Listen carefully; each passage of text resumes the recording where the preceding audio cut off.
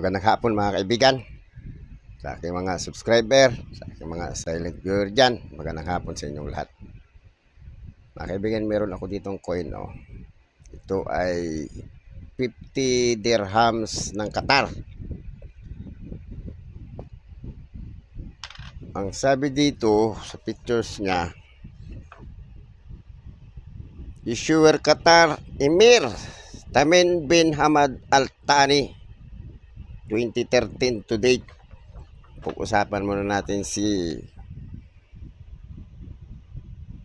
Tamim bin Hamad bin Khalifa Al Thani, Romanized Tamim bin Hamad bin Khalifa Al Thani, born June 3, 1980 in Emir of Qatar, reigning since 2013.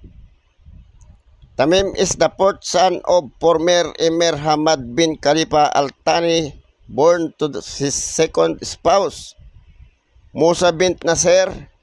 He became heir apparent in 2003 when his older brother Sheikh Qasim renounced his claim to the throne. He became Emir when his father abdicated in his favor in 2013.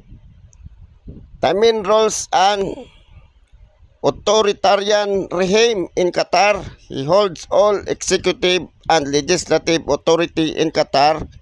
He has been involved in effort to raise Qatar international profile through hosting sports events such as the 2022 FIFA World Cup, as well as buying Paris Saint-Germain FC.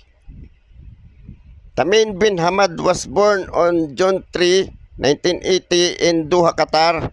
He is the fourth son of Sheikh Hamad bin Khalifa Al Thani and second son of Sheikh Musa bin Nasser Al-Misk Hamad, second wife. Tamim was educated at Great Britain Sherborne School International College in Dorset,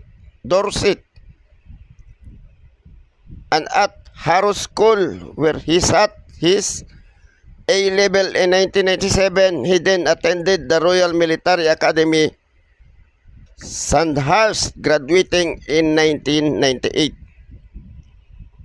Sheikh Tamim was commissioned as a second lieutenant in the Qatar Armed Forces.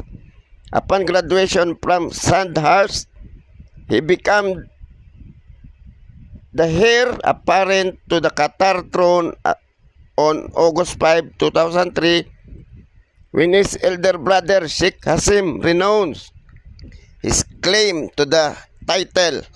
Since then, he was groomed to take over rule, working in top security and economic post.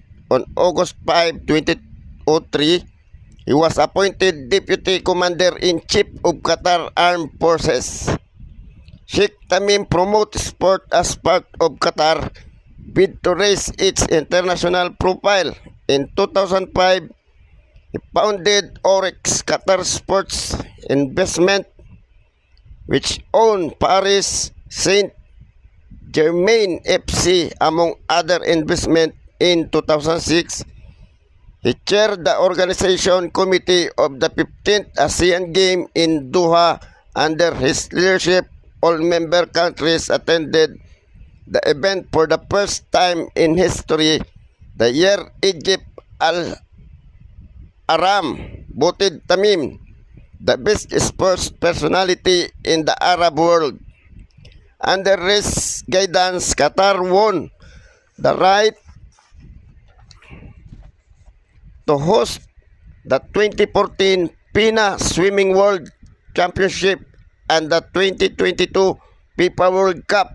Tamim is chairman of the National Olympic Committee.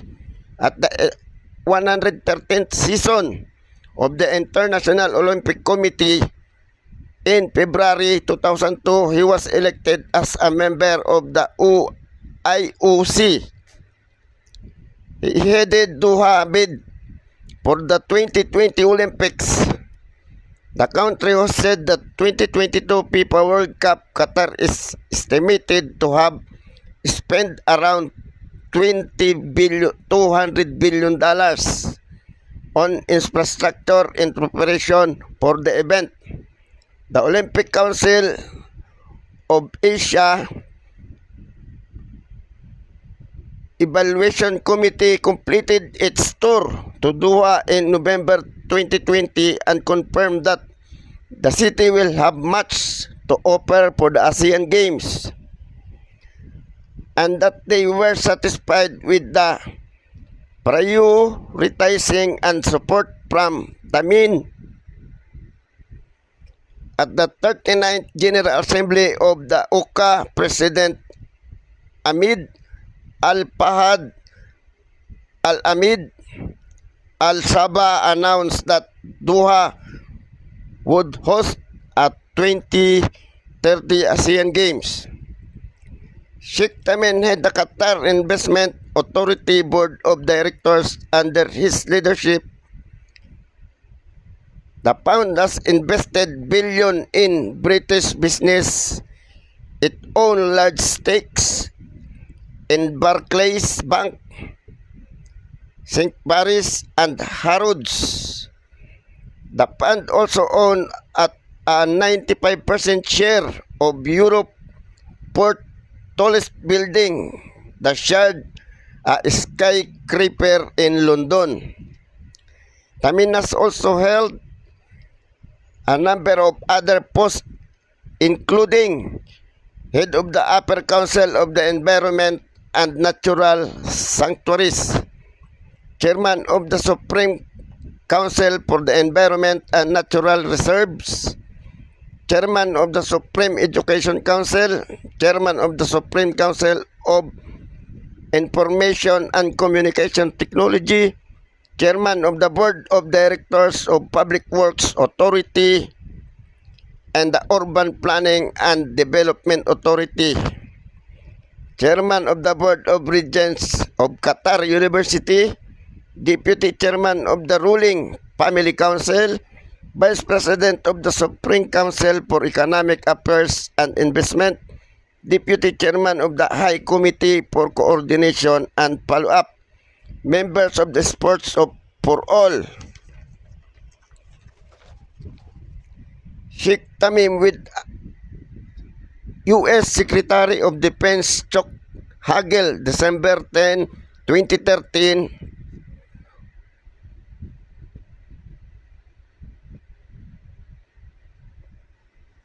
On 25 June 2013, Tamim father Sheikh Hamad bin Khalifa Al Thani revealed to close relative and aides that he planned to step down as the Emir of Qatar. Tamim then became the Emir of Qatar after his father handed over power in the televised speech. He was the first ruler in the succession of three Qatari rulers from the Al Thani family to ascend to power without a coup, according to The Economist, of his siblings who had previously contended for the throne. One played too much, the other played too much. The transition of power went smoothly as family members held many of the nation's top posts. According to diplomatic sources close to the Al Thani family, Sheikh Tamim has a strong personality that allowed him to establish himself within the ruling house of Thani. He became Crown Prince on August 5, 2003, after his brother Sheikh Jassim had stepped down. Diplomats quoted by the BBC urged that Jassim, who served as Crown Prince for 8 years, had hoped to expand his political power. In 2003, Sheikh Jassim stepped down from the position of Crown Prince. According to Qatar news agency, Jassim sent a letter to his father saying the time is appropriate to step down and prepare for a successor in the later appointed as Crown Prince,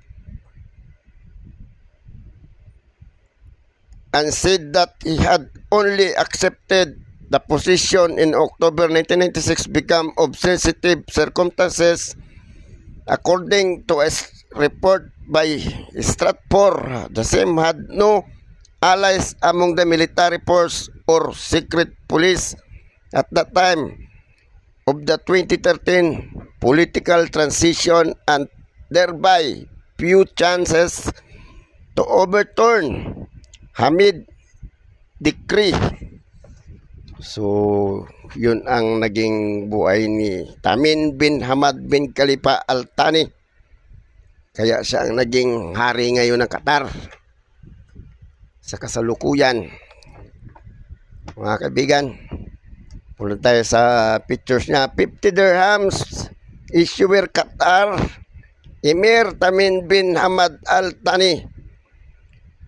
Type standard circulation coins, years 1437, 1441, 2016 to 2020.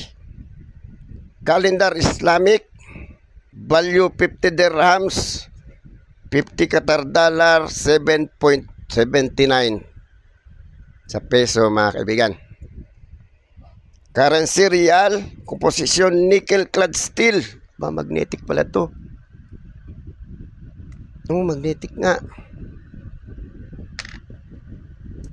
Magnetic nga siya mga kaibigan. Weight 5.8 grams, diameter 25 mm, thickness 1.9 mm, shape round, technique meld, orientation medal alignment. Pantay ito mga kaibigan, medal alignment. Yan o. Medal alignment. Obverse, date on top emblem of Qatar consisting of two cross-bent swords, and between them sailing ship,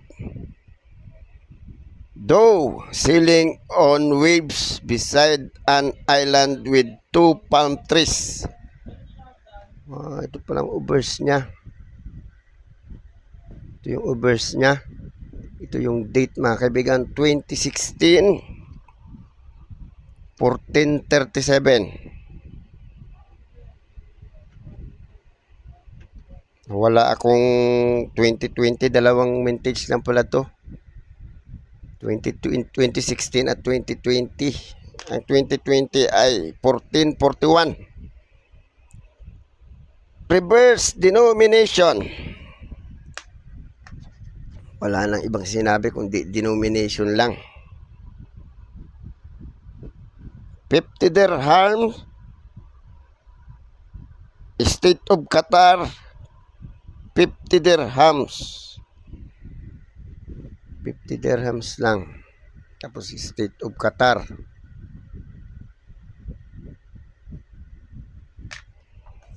Punta na tayo sa presyo niya mga kaibigan. Ang presyo niya ang 1437 2016, fine 21 hanggang very fine, extra fine 31, almost uncirculated 69, 75 ang uncirculated. Ito, almost uncirculated to, 69 din pala to. Kumpara sa 7.79. Timbangin nga natin mga kaibigan. 5.8 grams daw siya.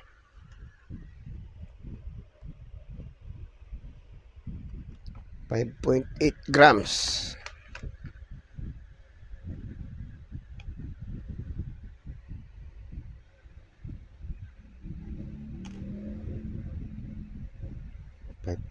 Grams nga. Ito pa. 5.9 na.